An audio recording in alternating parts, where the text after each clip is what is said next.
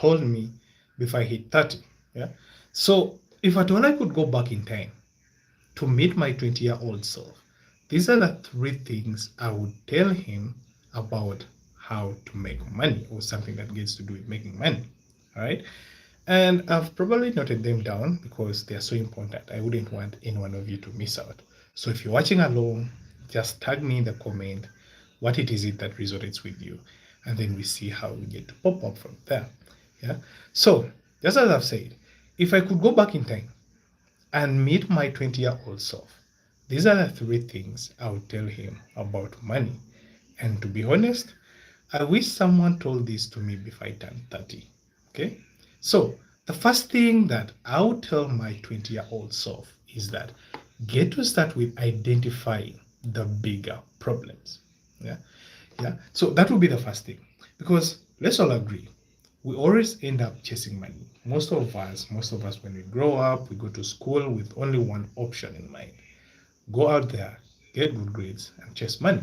Yeah. So basically, that's you chasing money. But to be honest and to be truthful, chasing money shouldn't always be the thing. It shouldn't be something we should always crave at. Okay, because money in itself is always chasing problems. Yeah.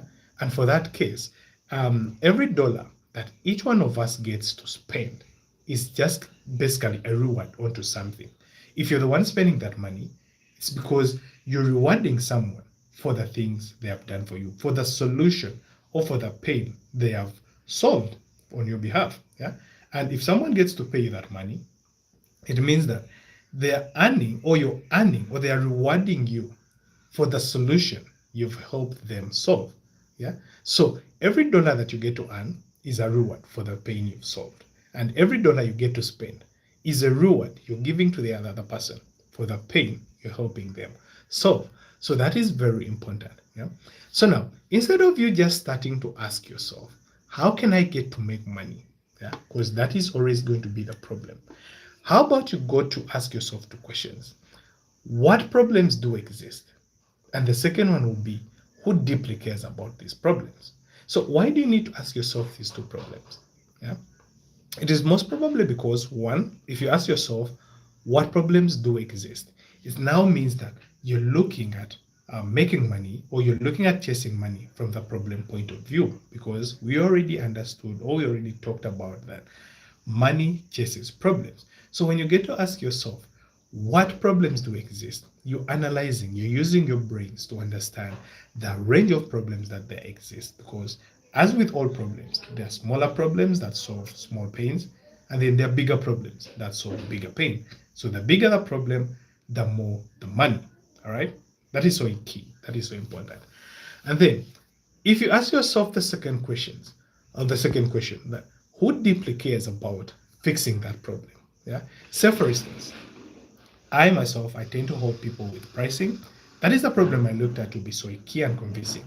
Now, the kind of question I get to ask as my second question is, who really deeply cares about fixing that? Yeah. For me, it is all about solopreneurs who are starting out. It is all about people who are doing business, entrepreneurs. Yeah. They want to find means of how they get to make money, or how they get to price their goods, so that they don't get to make losses. And that is so key, because the sharper you get to understand the problem and the people that need your problem, it is the better chances you're going to have at making money. So to my 20-year-old self, this would be the first thing to understand. Maybe just to recap for those of you who have just joined, is that the first thing is understand or identify the bigger problems, because money chases problem. And for every money, for every cent, for every dollar you spend, you are rewarding someone for solving your pain. Every dollar, every shilling, every coin you get to earn is a reward from someone for you helping them solve their pain point. So instead of asking, how can I get to make money? Start asking, what problems can I solve, and who deeply care for the problems that I get to solve? Yeah. So that would be the first thing I would tell my 20-year-old self. Yeah. So I hope it is all making sense. Now, the second thing I'll tell my 20-year-old self could be, start creating solutions. This is so important, because once now you've found the problems, and now you know who exactly needs those problems, then why not go ahead and start creating the solutions in the market? Yeah? The solutions to cater for those people that you've already identified. Because that is so, so, so key and important.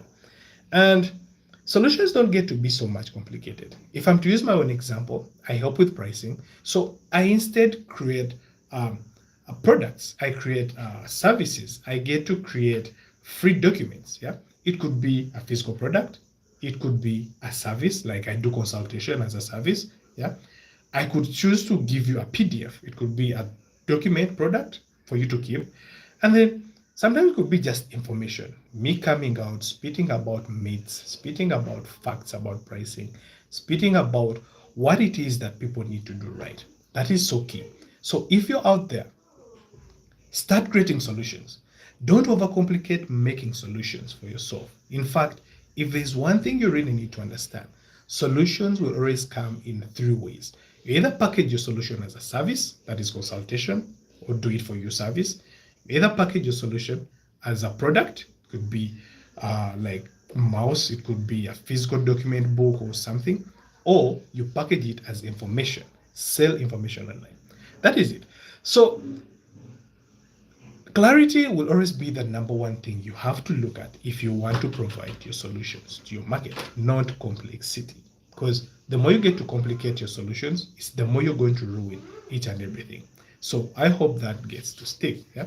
So if your solution, the other thing you need to know about creating a solution, your solution doesn't have to be something somewhat complicated or something somewhat that gets to drain you. Yeah. Here are the characteristics that I would want you to note for each and every solution you tend to put on the market.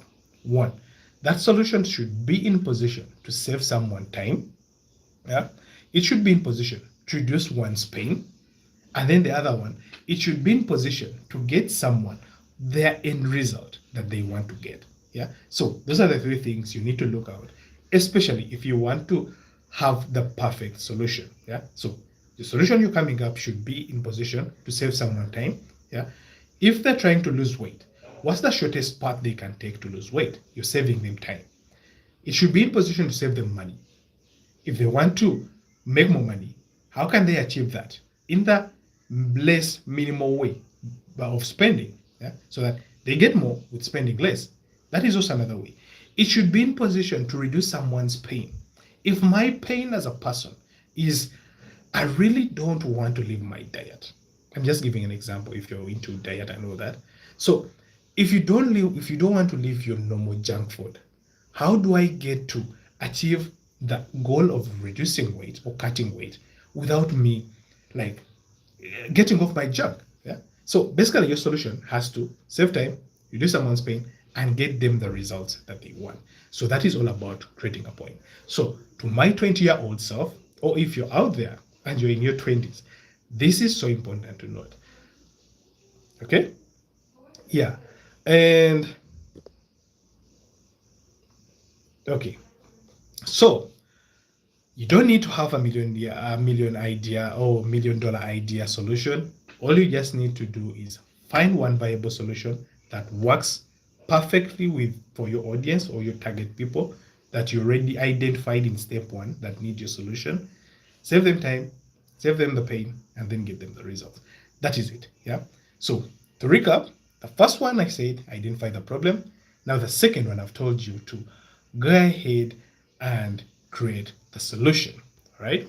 Now, what would be the very last one that I wish my 20-year-old self understood when it came to money was always get to scale the solution. Yeah. So always scale the solution.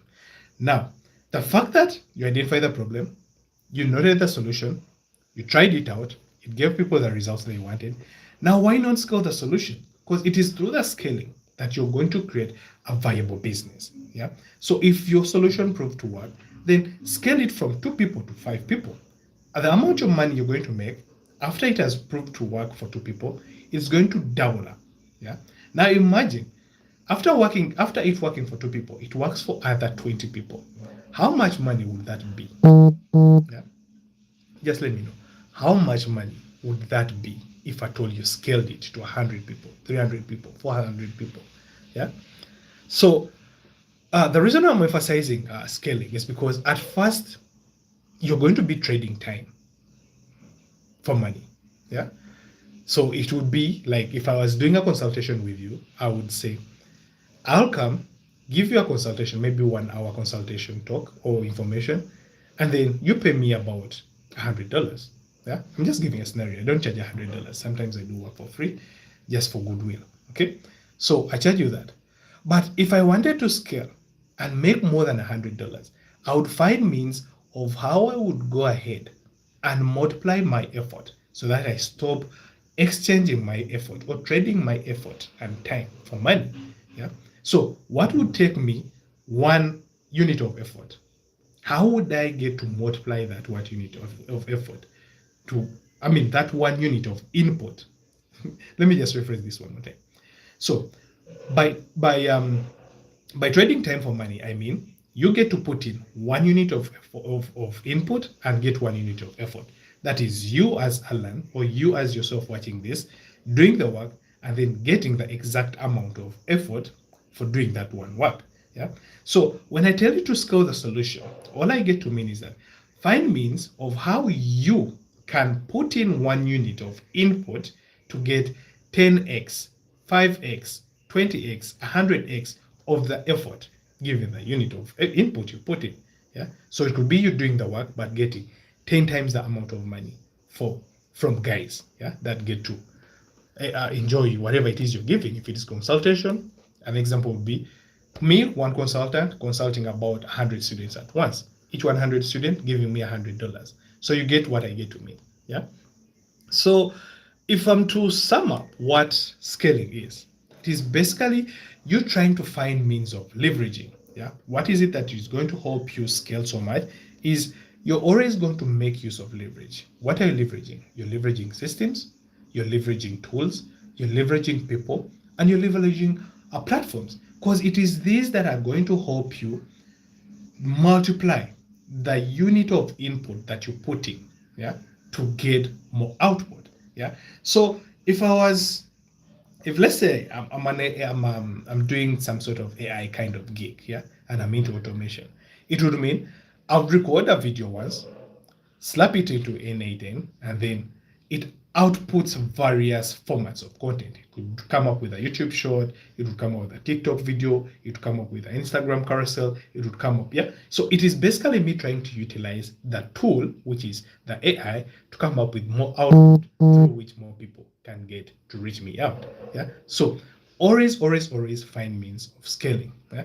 So I didn't want to take this so long, but for you who is under 20, I mean under 30 years, yeah, these would be the very key things that I would wish you considered yourself to do. So don't sleep on that. And maybe to recap before I sum up is always find the bigger problems, because bigger problems bring bigger money, bring bigger money. And just like how Alexa Moses says, if you want to make more money, solve bigger problems. That is it. And don't just stop at just finding bigger problems. Go ahead and find solutions, because money in itself chases problems. But as humans, we always take it the other way around. We start chasing money, which is wrong. If we in turn get to chase what the money chases, then it is well guaranteed that we are going to end up trapping money. Because if someone's chasing a thief and you get hold of a thief, who do you think is going to come to thank you? It'll always be someone who's chasing a thief. So in this case, it is the thief, which is problems that you have to trap, and then the money that chases problem, then you engulf it. So I want you to know that would be it if I was to tell my 20-year-old self stuff about making money. So those would be the 3 things. So I don't know about you.